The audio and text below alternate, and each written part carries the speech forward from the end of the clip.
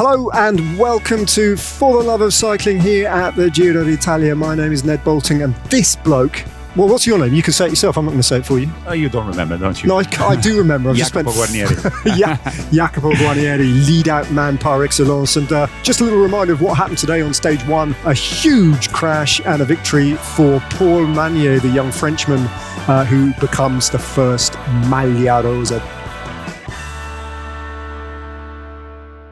There's plenty to drill down and look at and think about in what happened today. But let's just start, Jacopo, by saying, well, can I ask you? Yeah. What do you make of Bulgaria? Is it your first visit here because the race has started in Bulgaria? I think you need to know them, because they kind of called us first, they're not like, we were in Albania last year and they're just loud, like the Italians, and we are loud.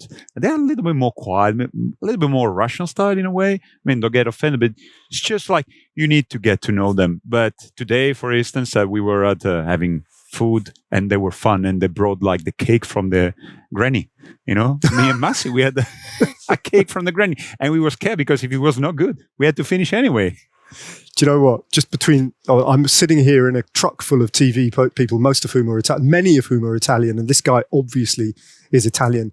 But I can tell you that the amount of sort of like slight insecurity about Bulgarian food amongst the Italian crew, that the very fact that there's no olive oil, that it's rapeseed oil that you put on your food here, it's not gone down well with the Italians. But listen, it's a fascinating country, isn't it? And I think today on stage one, we saw just how ancient this culture is. And we saw the wilds of the mountains to the south of Burgas as you head towards the Turkish border. But we saw some other fascinating stuff as well, didn't we? Yeah. And you mentioned the culture, but for me what stands out also is like the nature is so wild. I mean, you have so much space here. You feel like yesterday I was driving and I was in a forest and you felt like US space a lot. If like nature, it's a place to be.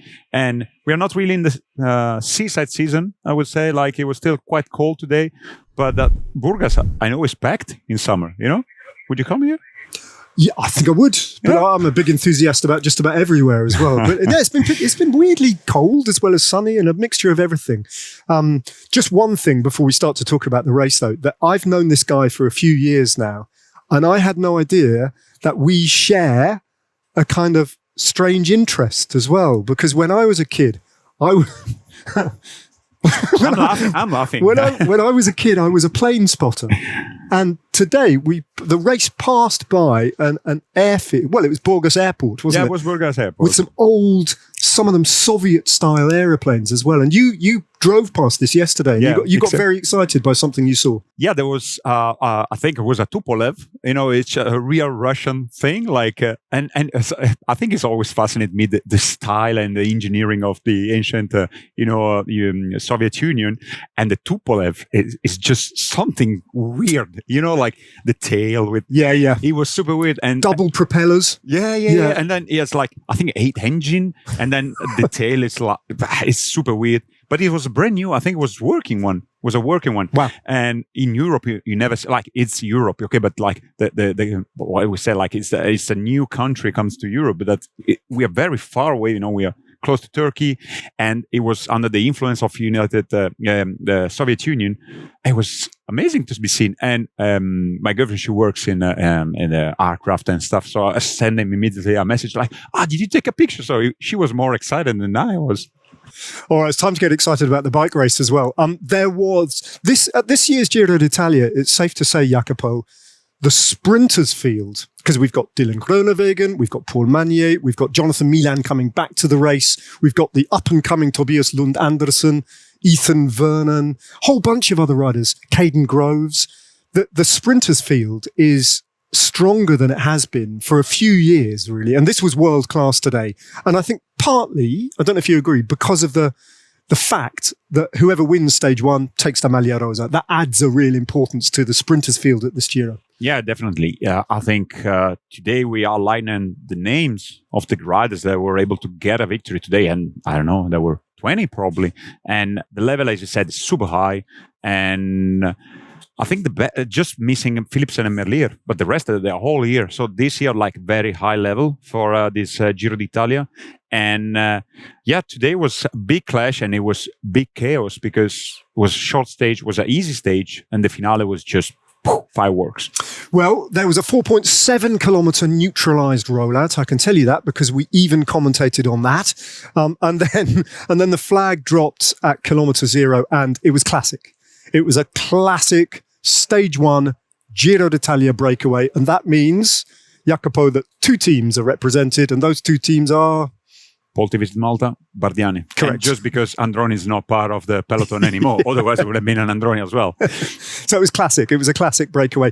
Diego Sevilla was the Spanish rider for Polti Visit Malta, and Manueli Tarozzi. And they went straight away. There was no reaction from the peloton. It was shut down. You knew instantly that was the breakaway of the day. Those 2 riders, they barely looked at one another. There was no conversation. They just accepted, okay, we know what's happening now. This is just completely normal. And then they had to be patient. The peloton, as is the modern way, kept them at around about 2 minutes, never much more than that.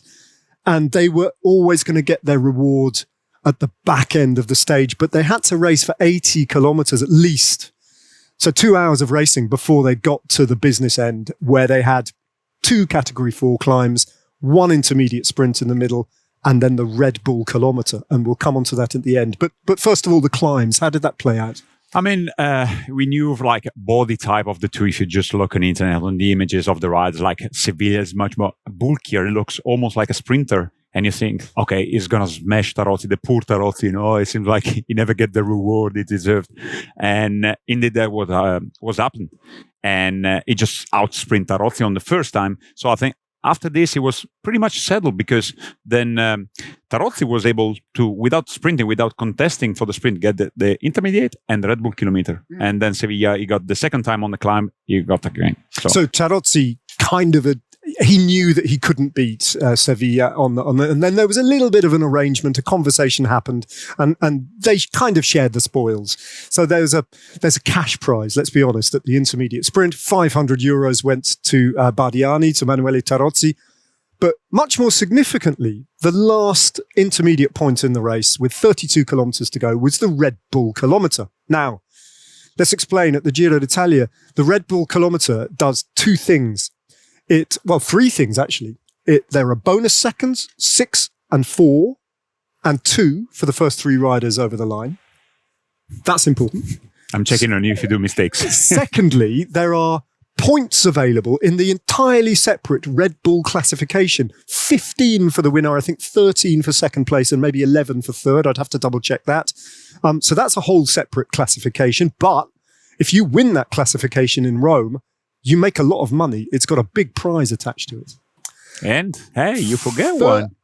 That's the third one. Sorry, so my bad, Ned. Thanks, Jacopo. Thirdly, every day for the winning rider at the Red Bull sprint, and there is one every Red Bull kilometre every day, there's €2,500 of prize money just to be over the line in the first place. So Tarozzi was quite heavily invested in that, and he picked up that money as well. But there were only 2 riders in the breakaway.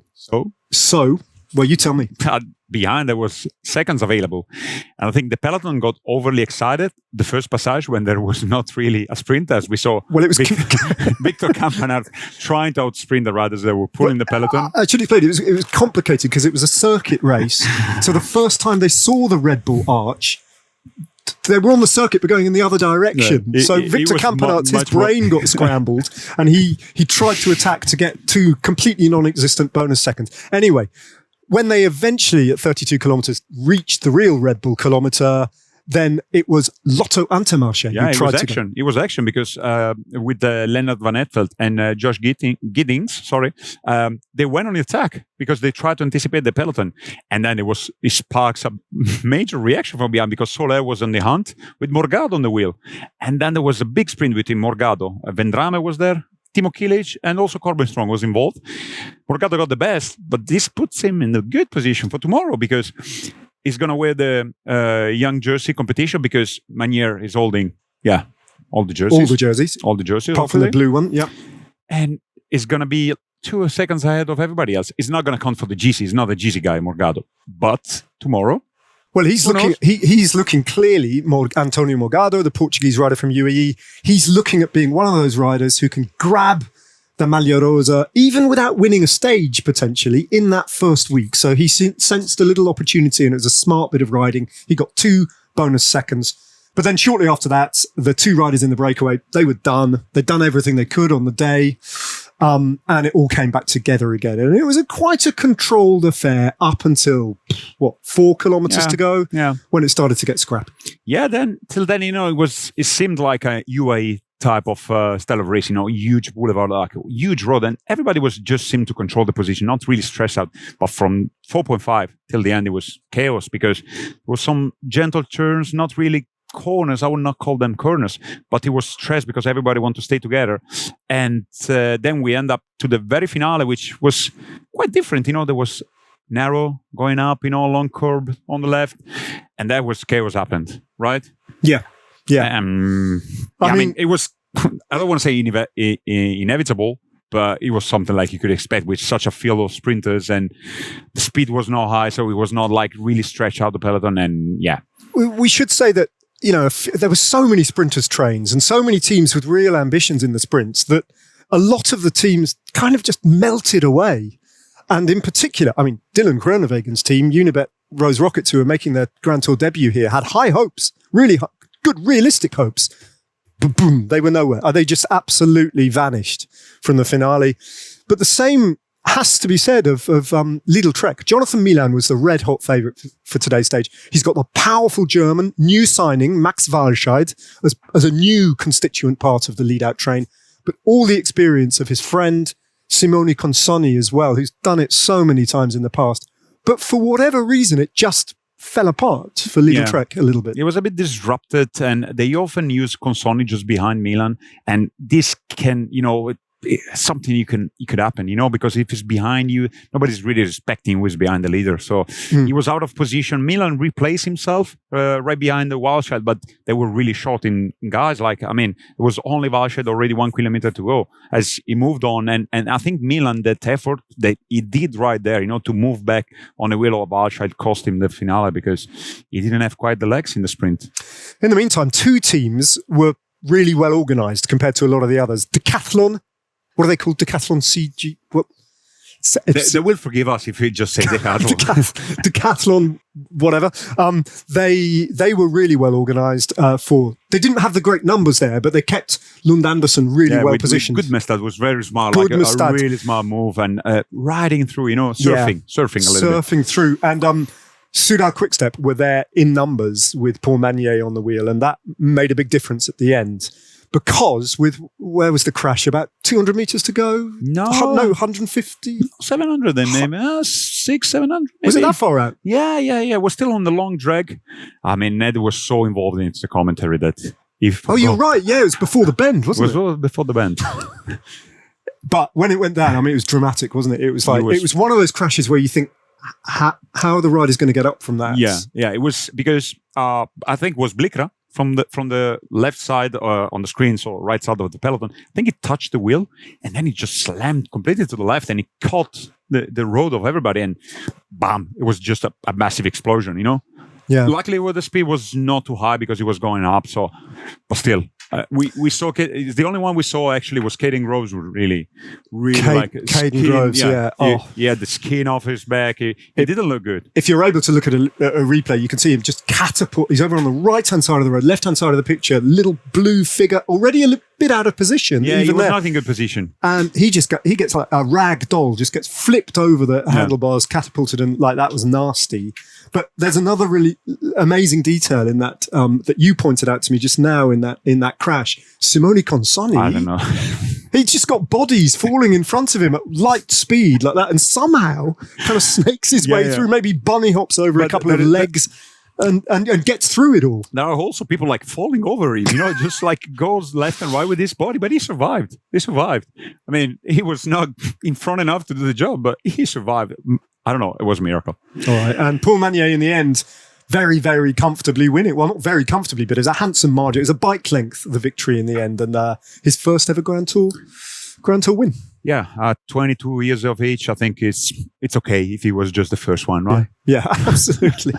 All right. I think now we can have a look at the route map of stage 2 as the race progresses tomorrow.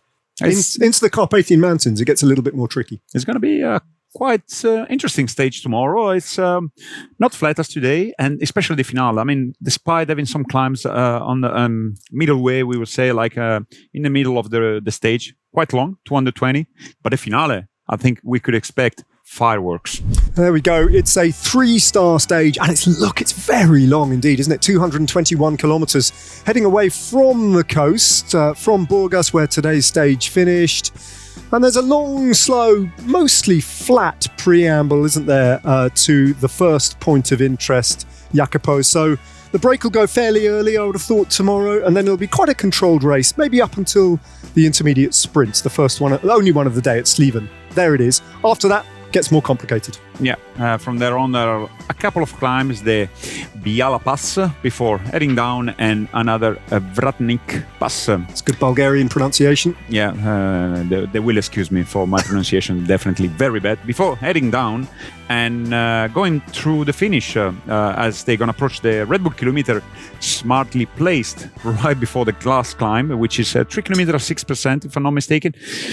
Plunging down to the finish line with a long trek of 500, 700 meters uphill. So it's not an easy stage. It's a very unpredictable stage. It's going to be a really fascinating one. Three category 3 climbs on the race route tomorrow. So really one to look forward to. Long though, over 220 kilometers. So that's it for our first offering here from Jacopo and I Jacopo and me, I should say, to be grammatically correct, in Bulgaria. The Giro d'Italia, the 109th edition, is up and running. Do get involved, by the way, throughout the race today and in the future. Leave your comments, your predictions, whatever you want in the comments box in whatever platform you're watching this on. But what can you say? Paul Magnier is the first winner, the new Maglia Rosa of the 109th edition of the Giro d'Italia. High drama at the end, and we'll have to see what happens tomorrow. But from Jacopo and me, for now, it's ciao. Ciao.